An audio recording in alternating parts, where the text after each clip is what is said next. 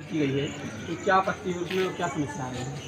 क्या है अभ्यर्थी चांदनी मतलब चांदनी वर्मा, उन्होंने आपत्ति की है कि जो छिपरा चौरसिया है उन्होंने जाति प्रमाण पत्र सिहोरा का लगाया था। चूँकि यहाँ पर जाति प्रमाण पत्र जो महिला का होता है वो माय के पक्ष से होता है, वो मंडला की रहने वाली हैं।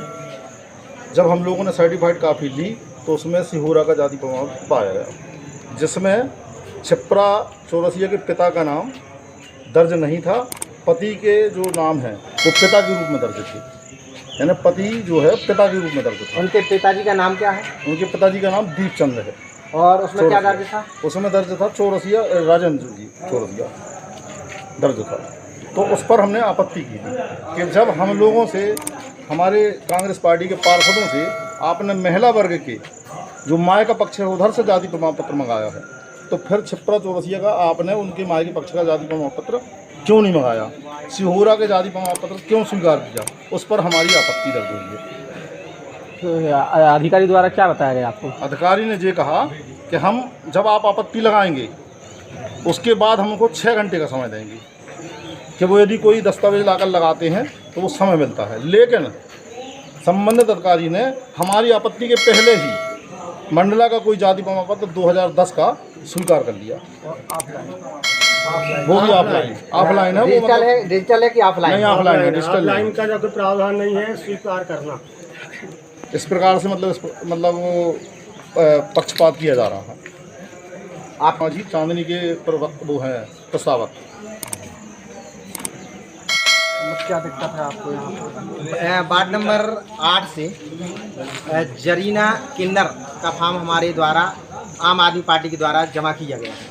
फॉर्म नहीं जमा किया गया, फॉर्म मतलब कि डॉक्यूमेंट दिखाए गए थे, तो उनके द्वारा ये कहा गया था कि फॉर्म के साथ में आपको समस्त दस्तावेज जमा करना पड़ेगा।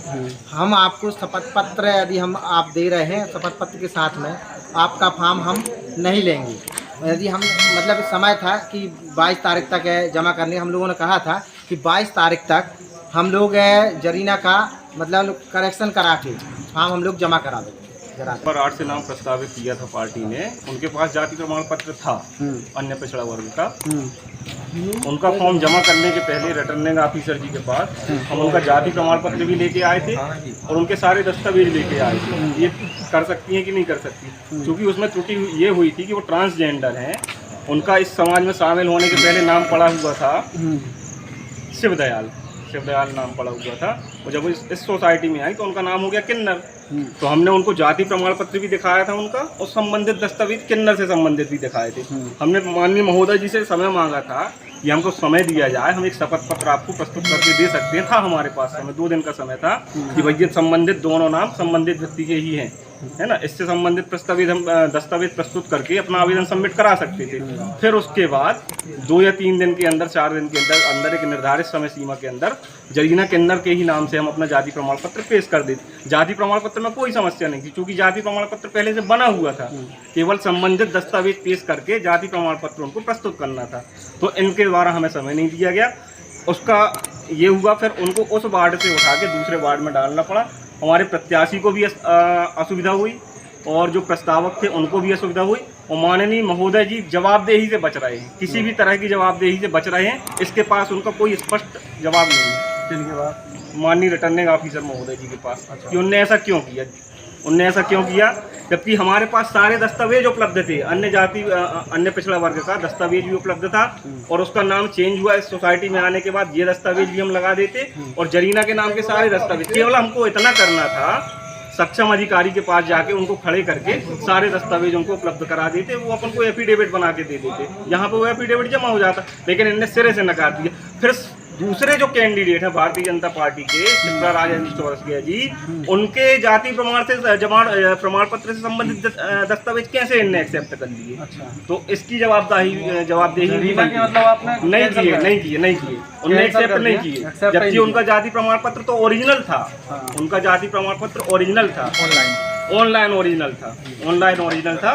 ये उस जाति प्रमाण पत्र से संबंधित दस्तावेज उनने एक्सेप्ट नहीं किए और संबंधित प्रत्याशी के कर दिए। तो ये कैसे संभव है? क्या भाई इनकी शासन की जो गाइडलाइन है आम आदमी पार्टी के लिए अलग तो से है क्या? आपका कहने का मतलब क्या है कि ये सरकार के दबाव में काम कर रहे हैं?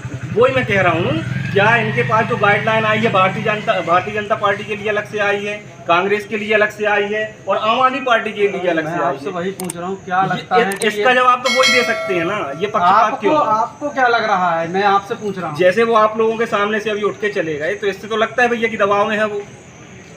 अभी इनके पहले वो चले गए, रिटर्निंग अधिकारी बात करने तैयार नहीं। पहले भी बात करने तैयार नहीं थे और अभी बात करने तैयार नहीं है ना।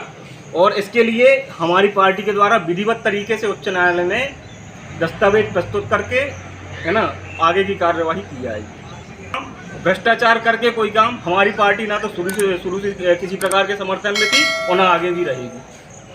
क्या नाम? आम आदमी पार्टी का प्रभारी हूँ पाटन विधानसभा से।